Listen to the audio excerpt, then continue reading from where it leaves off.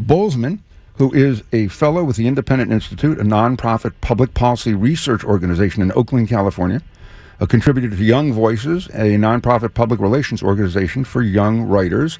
And welcome to the show. How are you? Great. Thanks for having me, Peter. Let me give an update on the negotiations.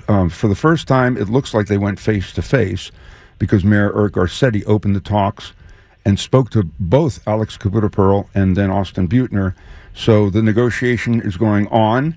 Caputo-Pearl at this time seems a bit more conciliatory, as the LA Times pointed out, toward Austin Butner, because it was very combative.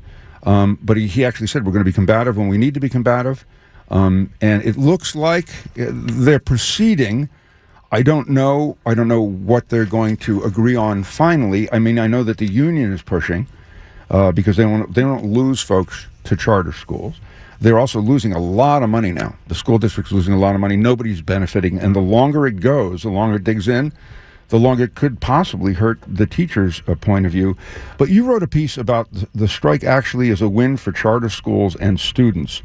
And pointed out, one of the things you pointed out is that parents may get fed up with the school district and say, you know what, I don't want to go through another strike, I'm out. And I hadn't thought about that this may actually push parents into charter schools. Absolutely. I think this is one of the things that maybe hopefully will show parents that there are alternatives to the system that's existing. And when you're talking about charter schools, people's hair goes straight up because the impression is that, well, first of all, the funding comes from a lot of wealthy people who want to, like in Los Angeles, take one giant monolith and kind of break it up into areas and geographies where they can for themselves decide what is needed, which is the charter concept.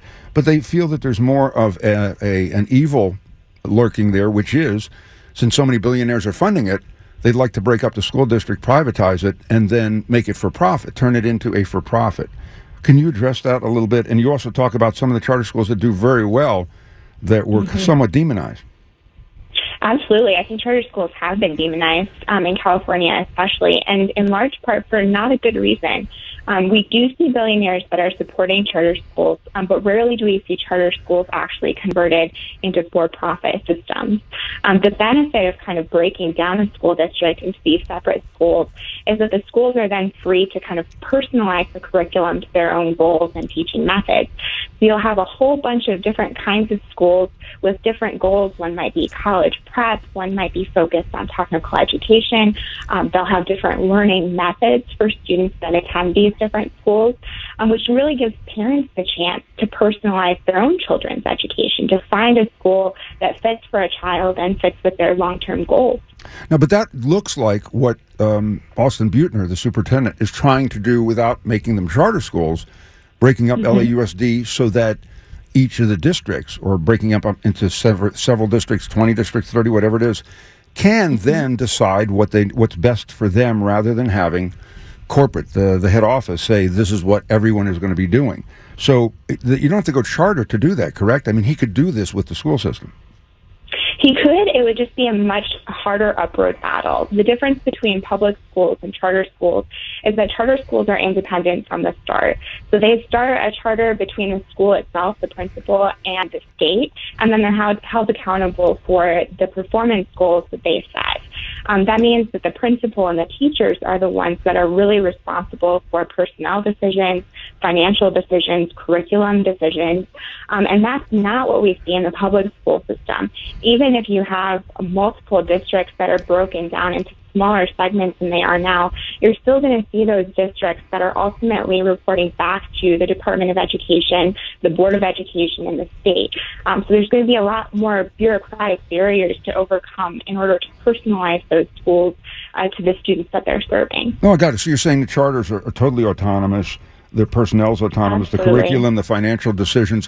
What happens here if they don't resolve? I bet they will resolve, but if they didn't, the state can step in, correct? Absolutely. So there are several situations that we could be facing if the Los Angeles Unified School District does face insolvency. The most popular solution that I've seen is that a state will take over a school district, especially one that's as large as Los Angeles is, to really try to sort out the financial difficulties and educational challenges. And one of the things that I advocated for in my article was, if the state were to do that, they would have the authority to really convert most of these district schools into charter schools, which could be hugely advantageous for the Los Angeles community. Well, and then again, there's a balance. There's people who support charter. There's people who demonize it and hate it, say it's evil. There's people who say the subtext here is that people want to privatize and take it over for money.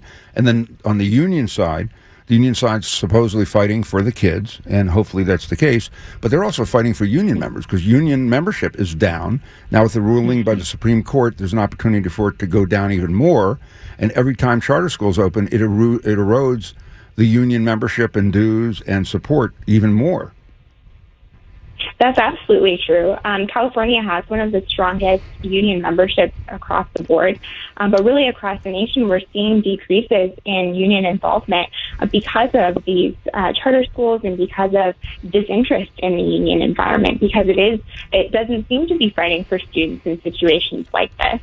Well, again, it's tough because it's such a huge school system.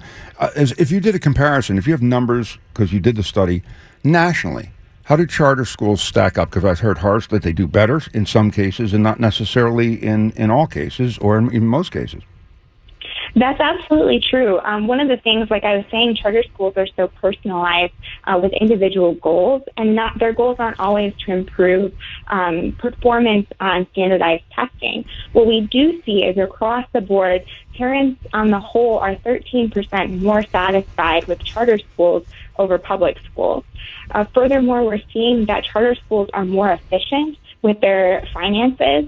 There was a study done by the University of Arkansas just earlier last year, and they found that in 8 major cities where charter schools were prevalent, the return on investment in those charter schools was 53% higher than return on investment in comparable public schools.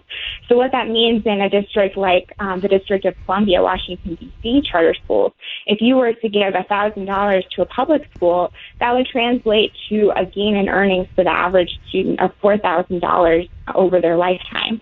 If you were to invest that same $1,000 in a charter school student's education, that translates to over $8,000 in lifetime.